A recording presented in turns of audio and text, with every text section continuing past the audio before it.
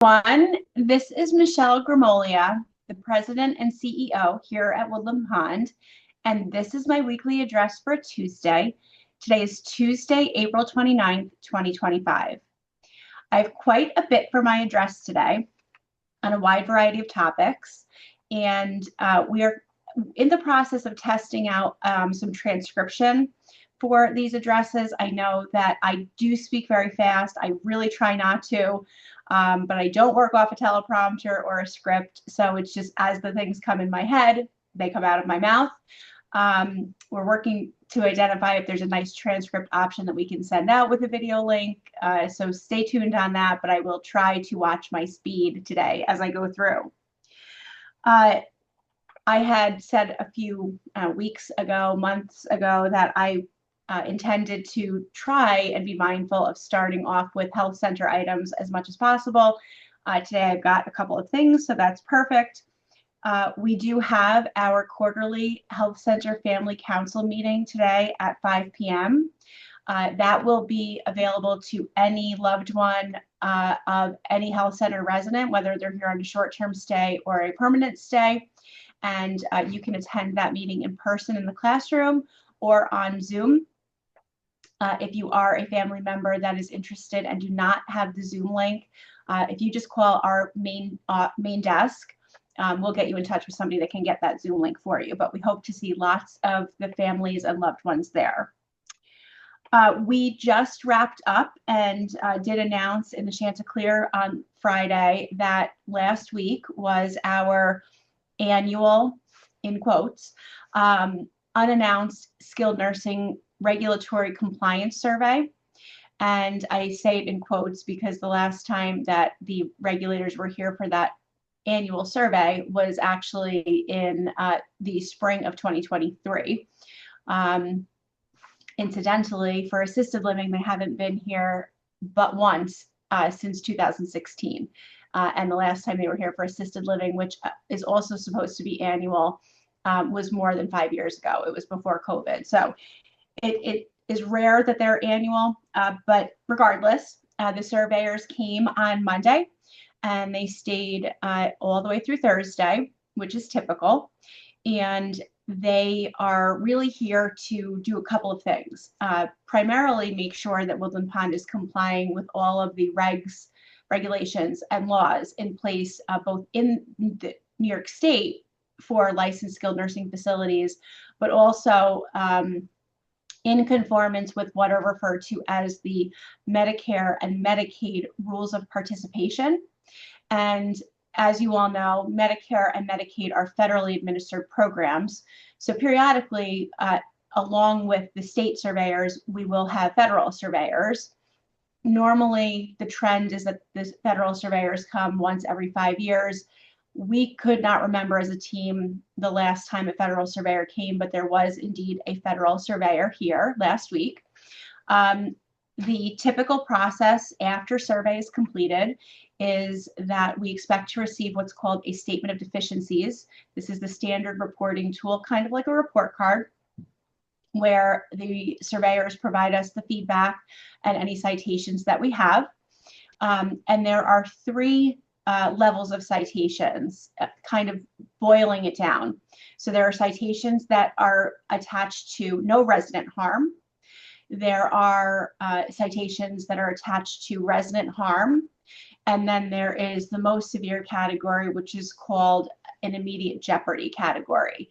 And you never want to have an immediate jeopardy or an IJ because that tells the community at large and the operator that the surveyors have found conditions on site that do not protect the residents and puts them in immediate jeopardy or immediate danger. And you'll hear about this from time to time when an IJ is identified by a surveyor. They actually stay on site typically until that whatever underlying cause of the immediate jeopardy concern is resolved. During that period of time, if you are a Medicare and Medicaid participant, which Woodland Pond is, your reimbursement ceases. You do not get paid by Medicare or Medicaid. This is serious, serious business. You definitely never want to have an IJ. We've Certainly never had one at Woodland Pond. It's very rare in not-for-profits. It's more common in for-profit skilled nursing facilities. But at any rate, the surveys change every year slightly, and the average number of surveys citations fluctuates. Until this year, the running average citations in New York State has been 7.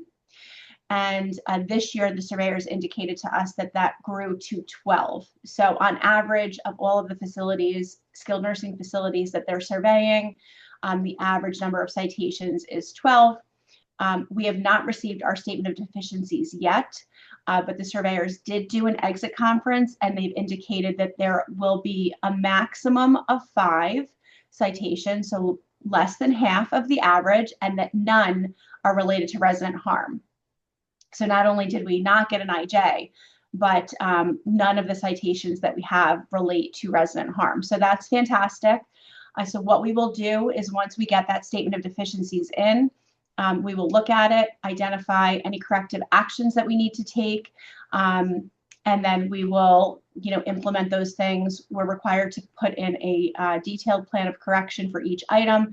I think it's within 10 days, and then we go on from there.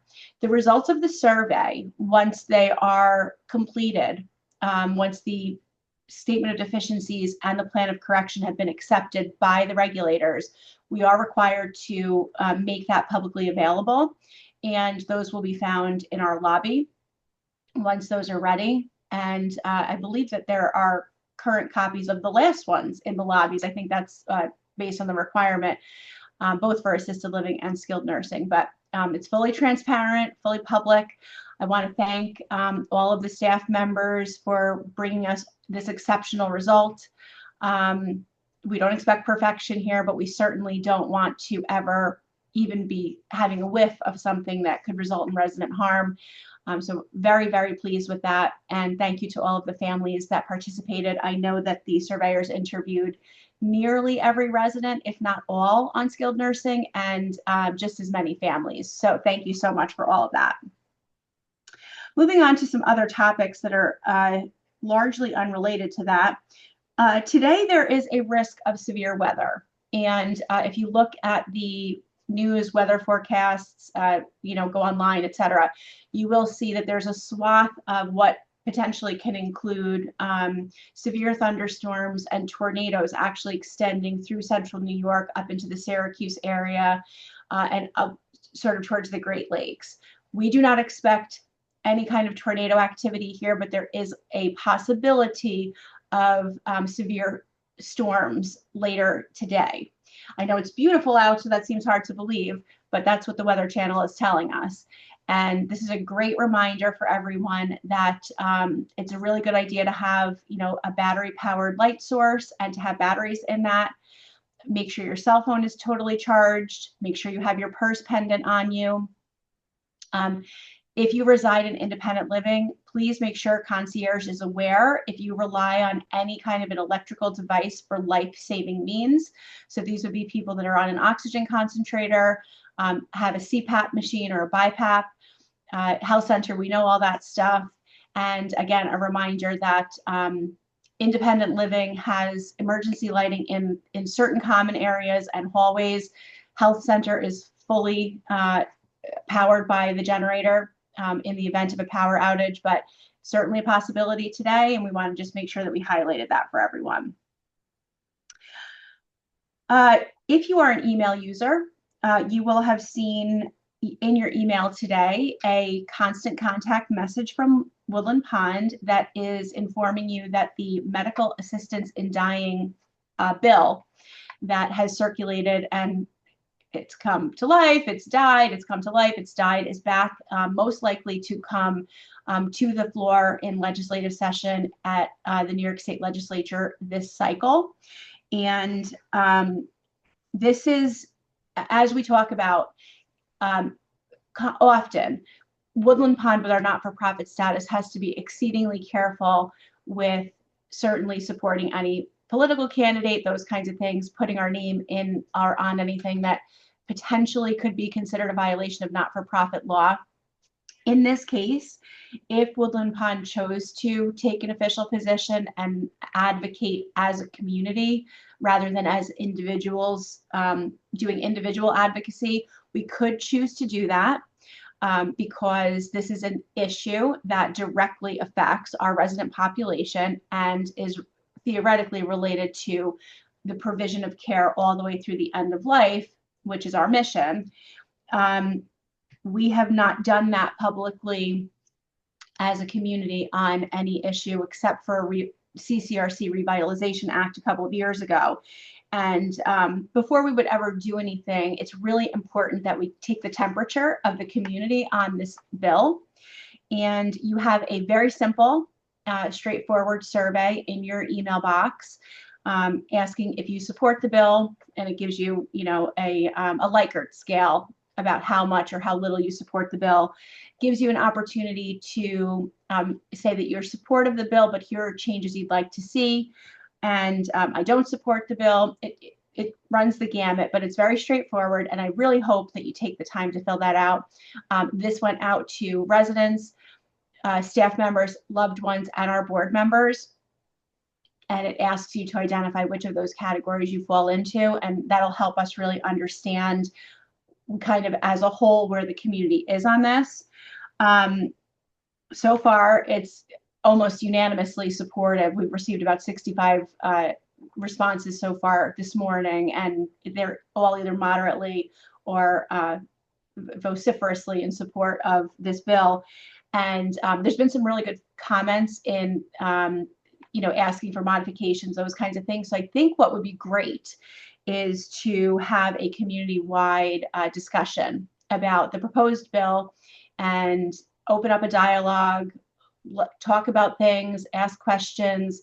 I actually did a paper on sort of where the nation was on MAID for part of an ethics class that I was taking a couple of years ago in preparation for potentially getting my nursing home administrator's license.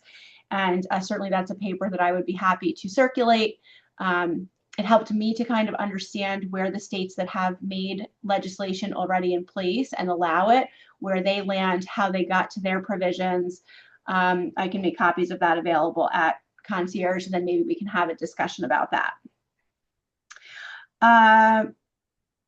Another totally random topic. You are certainly starting to probably see and hopefully enjoy the effects of the fact that we are not going to be using chemical lawn treatment effective this year, and that has already gone into effect, that decision. You will have seen that we have reseeded the grass. We're in the process of scheduling an aeration of the soil, and we will be using supplements to the soil to help us really improve the quality of the soil, because we don't want to have a proliferation of weeds and those kinds of things, but we also want to make sure that we're not contributing to a toxicity situation. But it will necessarily mean that we see things like dandelions, and boy, have I found out that there is a really pro-dandelion group here and a very anti-dandelion group here. So maybe that's another debate we can schedule. We'll definitely need a moderator for that one. But it's kind of the reality. Dandelions and other broadleaf weeds and other kinds of things do like to come in when they're not being prohibited by chemical herbicides. So to that end, we are looking to see if we can get together a volunteer group once we decide which weeds we want to keep and which ones we don't. And I know dandelions are not a weed. I shouldn't say that. That's tisk tisk on me. But which non-grass items we want to pull, what we want to keep. We have to discuss that. That will be ongoing discussion with the Alternatives to Grass Task Force.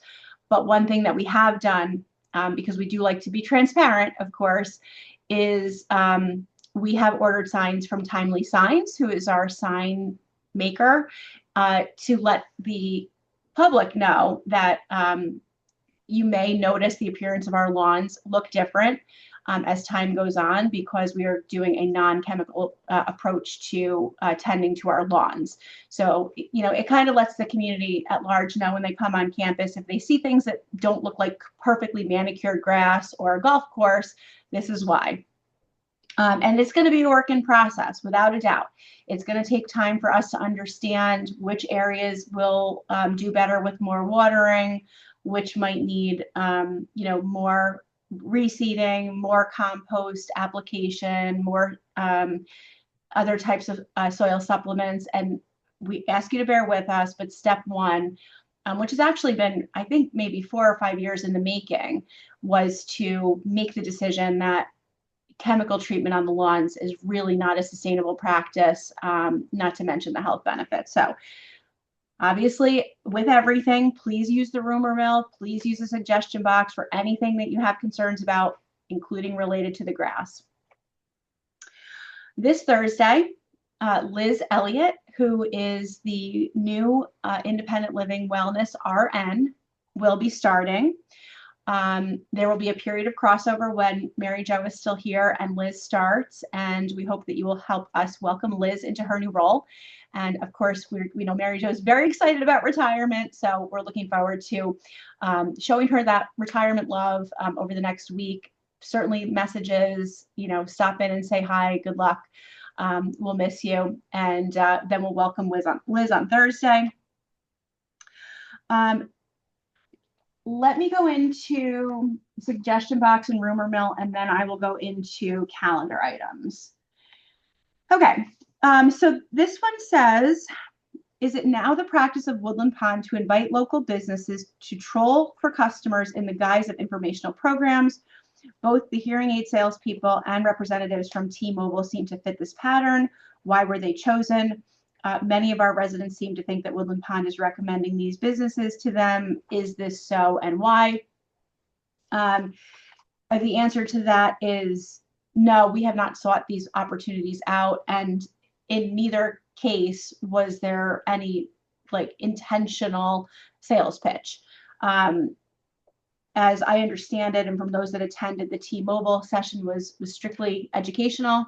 And of course, there was advertising for their businesses. That's unavoidable. But what I have asked, and we're going to do a better job of this, is that whenever we're approving an invited speaker in any of these kinds of cases, we're going to have a disclosure in the invitation, which is in either the Woodland Life newsletter, or if you see it in the Chanticleer or as a calendar ad, there will be a notation that this person will be seeking to sell something or whatever, because the policy in the handbook says, with approval from management and notification to the residents, that people are able to sell things here on campus. But all of those characteristics have to be met. We have to have approved it.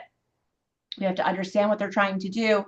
And then you need to be made aware of that. So things like art scope, I'm sure something else will come to me, maybe somebody that wrote a book or something like that. We don't want to strictly prohibit that, but we want the power to be in your hands. Then you can decide, do I want to attend something like this or not?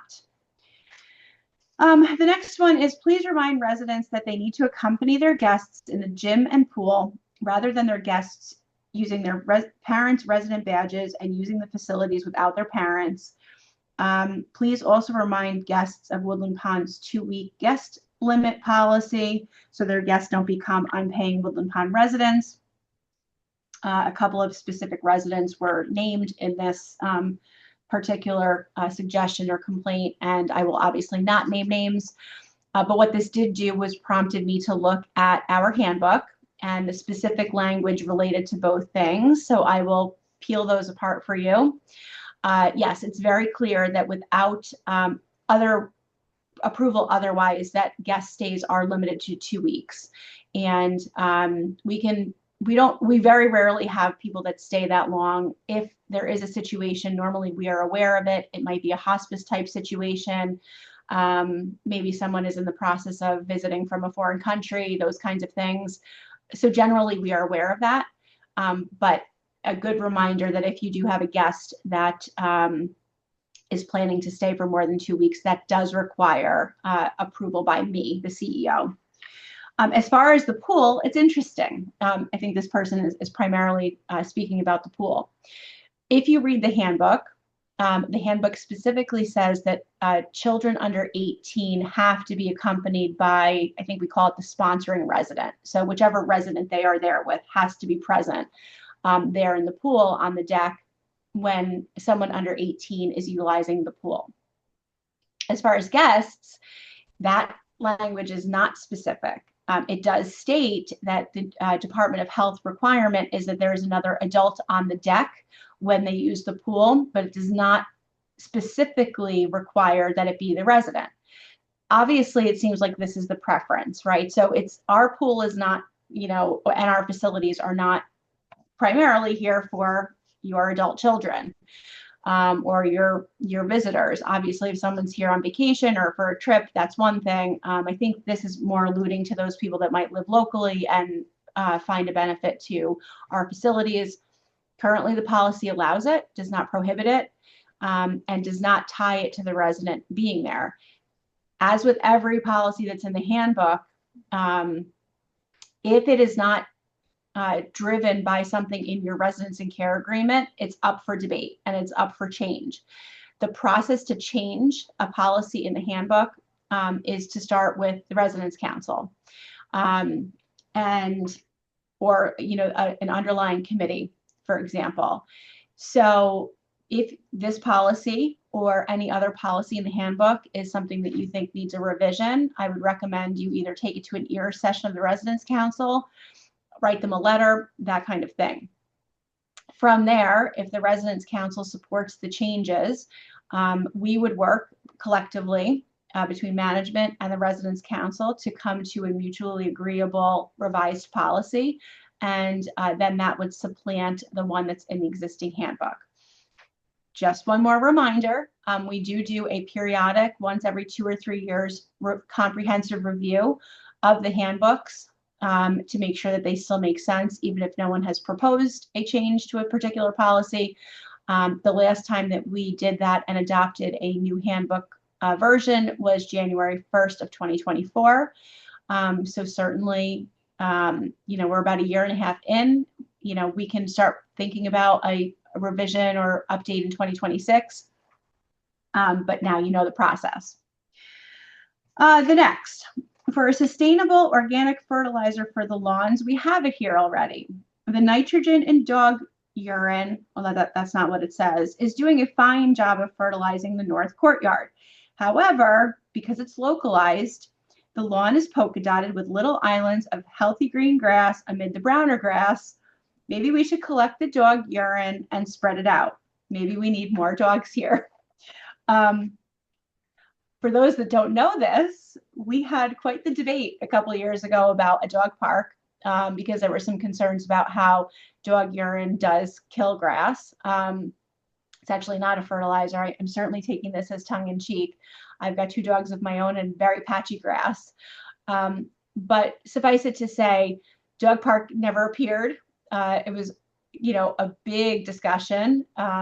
We can talk about it again if we want to, but at that time, which was maybe 3 or 4 years ago, it was a no thank you to a dog park, which would sort of provide a place for the dogs to do their business. But yes, of course, as a dog lover and a pet-friendly community, the more dogs, as long as they conform with the pet policy, as far as I'm concerned, the better. All right, 2 more things in rumor and suggestion, and then I will go into the calendar items. There is a rumor that the bus charge of $7 will be reduced to $5, since the announced reason for the increase at the time was an enormous increase in gas. At one time, gas was $4.99 a gallon and up, and now it's as low as $2.89 in Highland and lower in Kingston. Is the rumor true, or is there now another reason for not reducing the charge? So I spoke to about this with Jason, who is in charge of our transportation and fleet. And neither of us remembered that when the increase went for the special trips from $5 to $7 per rider, that we solely attributed it to the price of gas. It's much more driven by increased wages for the drivers, which on average, because Woodland Pond likes to be a front of the market, top of the market employer, have risen on average 5% a year over the last 5 years. So that's a huge driver. And then the other thing is just the cost to maintain our fleet. If you were to do some research, I did some searching yesterday. You know, across the board, universally, the cost to maintain a vehicle, so we're continually doing, all routine maintenance, any repairs, those kinds of things. The costs of all of that labor have done nothing but just grow and grow and grow. So it's basically a usage charge. So that will not be coming back down. Gas prices notwithstanding, and certainly gas prices fluctuate all the time. We can't have some, dynamic pricing on that kind of thing. In responding to this concern, this person did provide their contact info for me. So I was able to actually write a written response. I did let them know that part of the issue and the reason that it jumped up so much as a percentage last time from 5 to 7 was because we hadn't increased it in many years. So I think we need to reevaluate it more frequently, so it doesn't feel like such a big increase all at once. The last from the rumor mill is I could not access streaming channels from Spectrum from April 17th to the 21st. What does Woodland Pond plan to do in the event Spectrum is down for a week or a month? I presume you have a procedure in place for such an event. This person then in parentheses added, I know I will not pay for a service I do not get. And it says, but what if you should cover such a possibility in one of your future Tuesday reports to the residents? So I'm happy to do that. We were actually not aware of this outage. And so before I go on about the credit portion, I would just ask that if you do have a service interruption for your Spectrum, whether it's cable or internet, even phone, even though we don't administer the phone, please let us know. Call concierge and let us know, because we don't always know. And then this way we can look into it with Spectrum. So that's issue number one. Issue number two, and what I had told this resident in my response, they also included their name, was that if we were ever to receive a credit on our bill from Woodland Pond from Spectrum, we would pass that on to the residents. That being said, they don't really give credits for outages, and we've never had one before. So we did not get a credit for this. As I said to this person, I think that's just the cost of doing business. I don't think they're in the business of providing credits when there's any kind of an outage. I suppose there are probably some circumstances that they may be willing to do that, but long story short, if we receive a credit from Spectrum because they directly bill us and then we bill you, that would get pushed back to you. But I've never seen one in 15 years, and I don't know the circumstances that would prompt them to credit us for an outage. So, all right, so that's everything from the rumor mill. In the suggestion box, let's see, today at 2 p.m., the Mental Health and Wellness Committee is bringing our registered dietitian, Tanya Lopez, who's fabulous, to do a talk on food and brain health. She is brilliant. You're going to love her. I hope you can attend that, because there is absolutely a correlation between what we're eating and how healthy our brains are. Why don't you go listen to Tanya, and she can talk to you a little bit about that. Tomorrow at 10:30 in the classroom, a woman by the name of Claire Wade, who is a vision rehab therapist with the New York Commission for the Blind, will be here to share techniques, resources, and support services for those with vision impairment. And that is also brought to us by the Mental Health and Wellness Committee. We have a calendar ad for tomorrow at 1:30 in the PAC, which will also be live streamed to WPTV 1340 and our YouTube channel.